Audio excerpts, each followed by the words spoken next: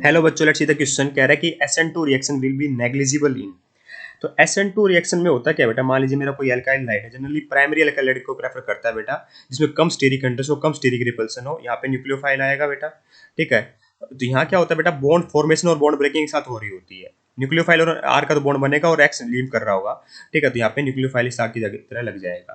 पर ध्यान देने वाली बात बेटा, इसमें ट्रांजिशन स्टेट का फॉर्मेशन होता है इस तरीके से, इसका तो बॉन्ड बन रहा होता है और आर के साथ बॉन्ड इसका क्या हो रहा है, टूट रहा होता है। ट्रांजिशन स्टेट का फॉर्मेशन होता है बीच में, ठीक है। वन स्टेप रिएक्शन है बेटा ये, ठीक है। तो इसमें देखिए एसएन रिएक्शन कह रहा है नेग्लिजिबल किसके लिए होगी। तो यहाँ अगर आप देखोगे मेरा, तो न्यूक्लियोफाइल कहाँ से आएगा बेटा, ये क्या है बेटा, एक बार के लिए समझिए कि न्यूक्लियोफाइल आएगा, उसको स्टेरिकली रिपेल करेगा ये, और डबल बॉन्ड पे फॉर द टाइम बिंग बेटा इलेक्ट्रॉन डेंसिटी बढ़ेगी। तो डबल बॉन्ड पे पहले भी बहुत ज्यादा इलेक्ट्रॉन डेंसिटी है और यहाँ पे इलेक्ट्रॉन डेंसिटी बढ़ेगी तो रिपल्सन होगी बेटा, ठीक है। तो ये कभी नहीं जाएगा इसके पास न्यूक्लियोफाइल आए, ठीक है। तो यहाँ SN2 रिएक्शन नहीं हो सकती।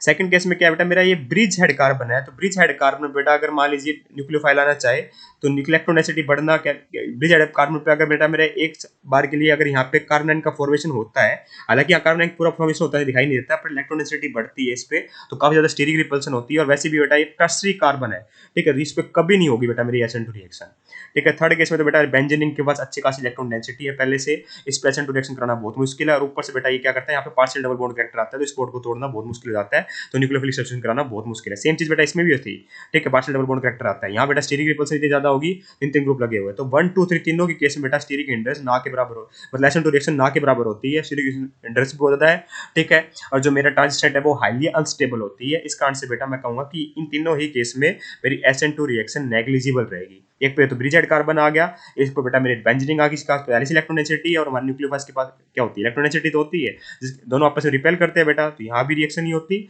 यहाँ भी नहीं हो पाती बेटा, डबल बॉन्ड करेक्ट, यहाँ पे भी पार्शियल डबल बॉन्ड करेक्टर आ जाएगा। साथ में बेटा मेरा जो पहले से इलेक्ट्रॉन डेंसिटी अच्छी खासी है, तो न्यूक्लियोफाइल आके इलेक्ट्रॉन डेंसिटी दे नहीं सकता, कि डबल बॉन्ड के पास पहले से इलेक्ट्रॉन डेंसिटी अच्छी खासी होती है। यहाँ ब्रिज कार्बन आ गया, तो 1 2 3 में नहीं होगी बेटा।